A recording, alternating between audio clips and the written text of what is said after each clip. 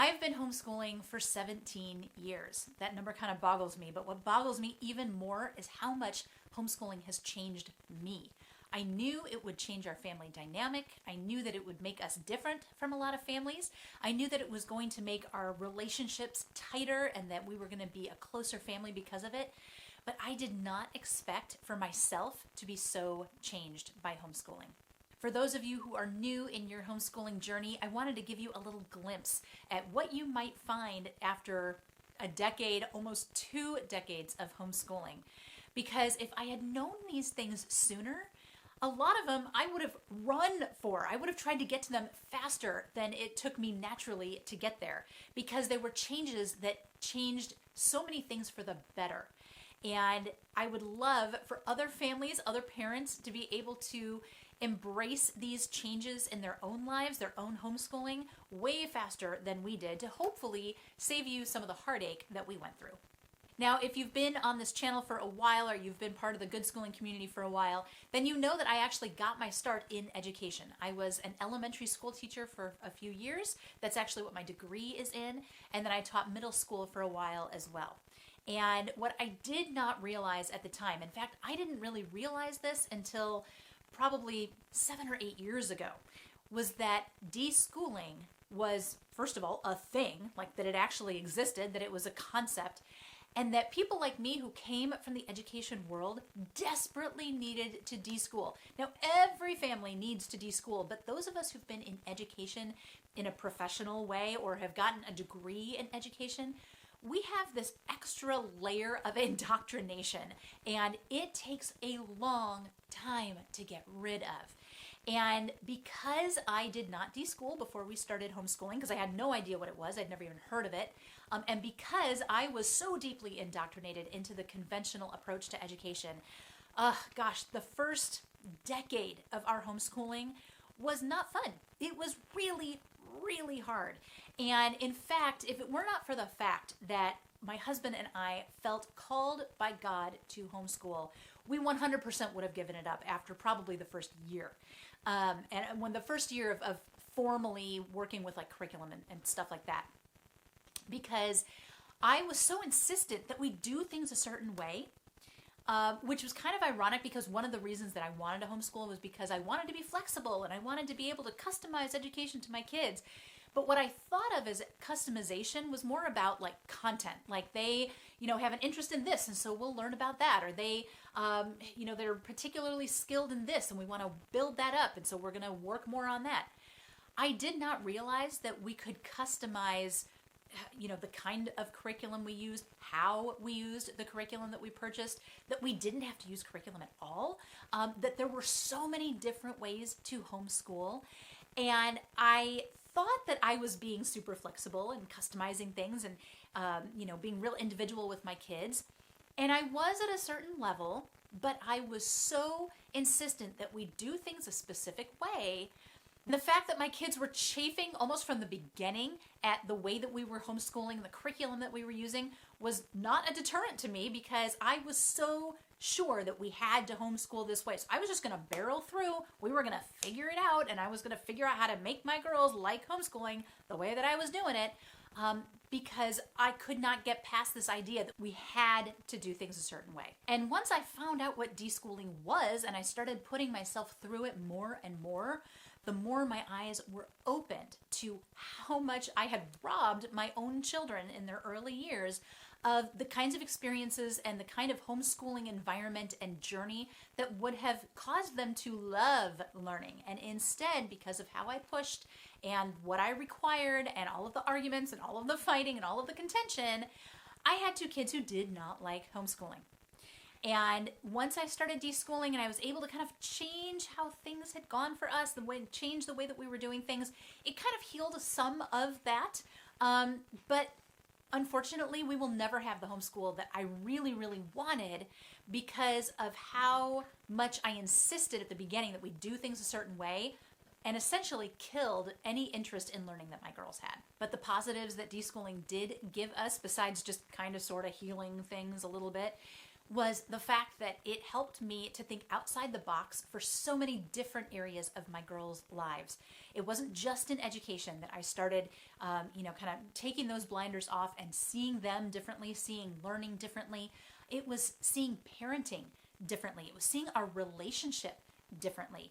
And because I no longer had these massive fears that were driving my homeschool, I was able to engage with them in a completely different way. I was able to make changes in our relationship to kind of heal some of the damage that I had done, but then also show them that, hey, I trust you to figure you out.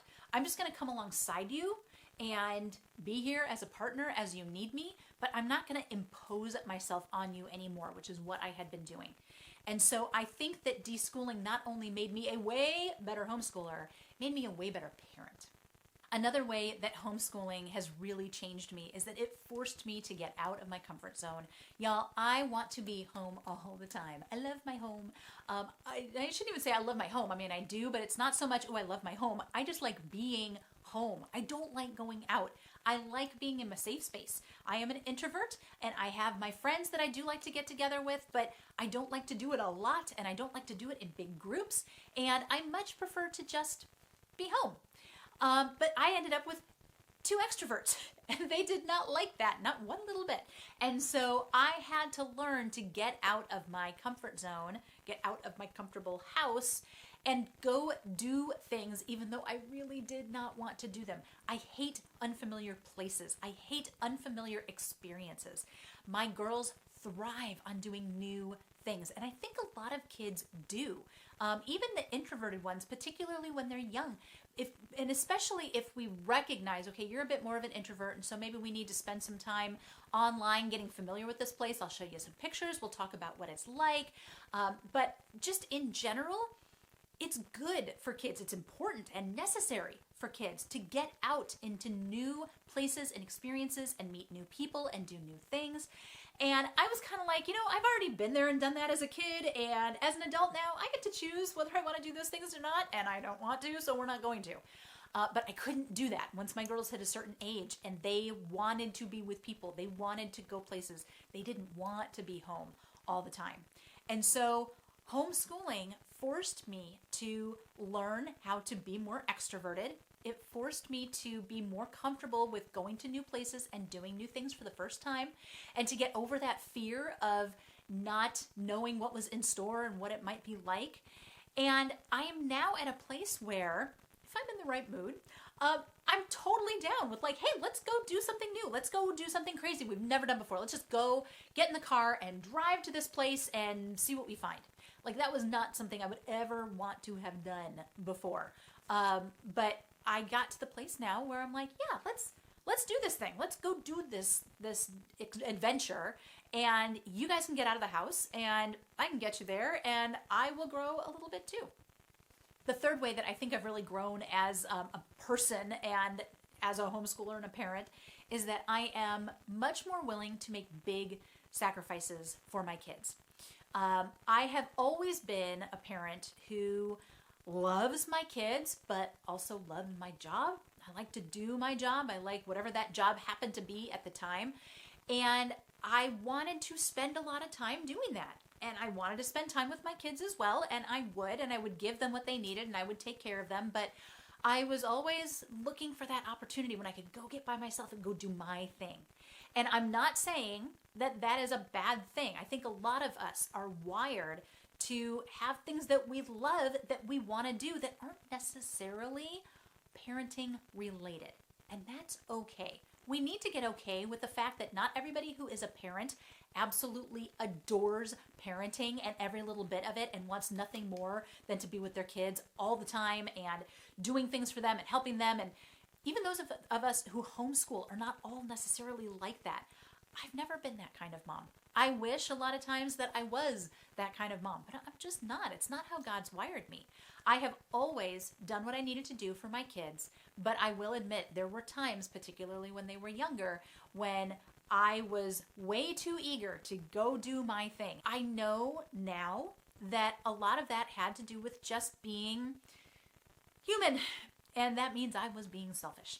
I was being selfish. And The older I've gotten, the more willing I've become to say, you know what? I'm going to be able to do this thing that I want to do for decades and decades and decades. But the time that I have with you under this roof is short. And after all these years of homeschooling, I have gotten to a place where I'm finally able to say, I am willing to do whatever needs to be done in order to give you not just what you need, but depending on the thing, what you want. And I don't think it spoils them to show them that we are willing to make big sacrifices when we love somebody and when we see that there's an opportunity that we know is going to be so good for them and is going to give them things that we can't give them at home. I can't give my kids a trip to Alaska staying here in the house. But when they have the opportunity to go, like my daughter had a couple of years ago, then as much as I hate doing like the fundraiser stuff and all those kind of things, I was like, all right, let's do it. Let's make this happen for you. My other daughter wanted to go to a hybrid school, and we could not afford to send her. And it turned out that they needed an English teacher. And in exchange for teaching English, she would be able to get to go for like a quarter of the price. And I cannot tell you how much I did not want to be back in a classroom doing that kind of teaching. But I did it. I did it for a year because I wanted her to be able to have that opportunity to see what that was like, to have that experience, so that she could kind of scratch that off her bucket list. She hadn't really had that kind of experience, and I wanted to make sure that she had it because it was really important to her. And it meant a massive sacrifice on my part because I was teaching English. And if you know anything about teaching English, you know that that's not easy to grade. You end up with a lot of papers, and you cannot just slap an answer key next to it and go wrong, wrong, wrong, wrong, and give it a score and be done. You're grading essays, and it takes a long time.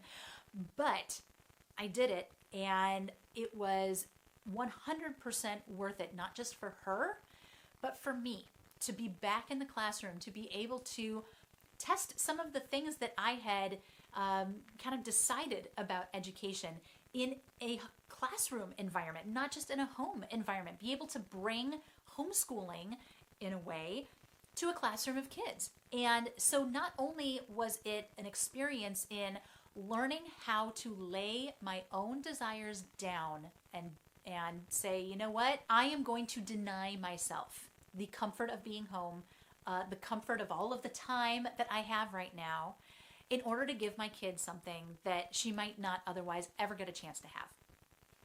And in doing that, it helped me. I feel like it helped me have a big breakthrough on kind of this mindset of selfishness and, you know, I want mine and I want to be and do what I want to be and do. And God really showed me there are going to be times when He's going to ask me to do things, and I need to just say yes. I need to be willing to lay myself down, my desires down, my own, proclivity towards just staying home in my little cocoon and doing my little thing on the computer. Sometimes I need to step out in faith, and I need to follow where God is leading, even if it means laying down things that I want or things that I think I need. Because when we do that and we trust where God is leading us, we know that He's going to give us everything that we need to do that. And it was a prayerful decision going into that teaching experience and knowing, yes, it was going to really crunch time and it was going to make things very different in our home. And, it was going to be very taxing emotionally and mentally and physically, all of which it was. But I was able to see that God is faithful. And I always know that He's faithful, but it's good to actually see it in a way that we don't normally see it, right? And to get that affirmation and confirmation that, okay, I can do hard things through Him who strengthens me. And learning to be sacrificial that way, I'm not going to say it was fun, because it certainly wasn't fun, but it was definitely worth it. And even though it made some things difficult, there was a balance there of giving my kid something that she needed. So those of you who are just starting out on your journey, be prepared to change. Be prepared to not come out the other side of this the same person who went in. And that's a good thing. We all need to grow. We all need to let go of toxic ideas about education and parenting and relationships with our kids. And we all need to learn to step outside the box and to try new things. And we all definitely need to let go of this cultural idea of, I need my me time, as if it is this sacred thing that we cannot survive without. God will give you what you need. And it does not mean that no, you never need downtime. In fact, I've got 2 videos all about the whole me time thing. So those of you who are like me and you're introverts, I know that we need our alone time. We need to recharge. And that's not what I'm talking about. We need to learn how to sacrifice comfort, how to sacrifice large amounts of leisure time. And someday we're going to have that time, and we're going to realize that the time that we had with our kids was not time that we could ever get back. So it is worth it. It is worth the change. It is worth the pain. It is worth the mental and emotional stretch marks. It is worth the time learning how to be a better version of ourselves in order to give our kids a better education. I would love to see down in the comments how you feel like you've already changed as a person because of homeschooling. Come share that with me, and be sure to like and subscribe, and I will talk to you again soon. Thank you so much. Take care. Bye.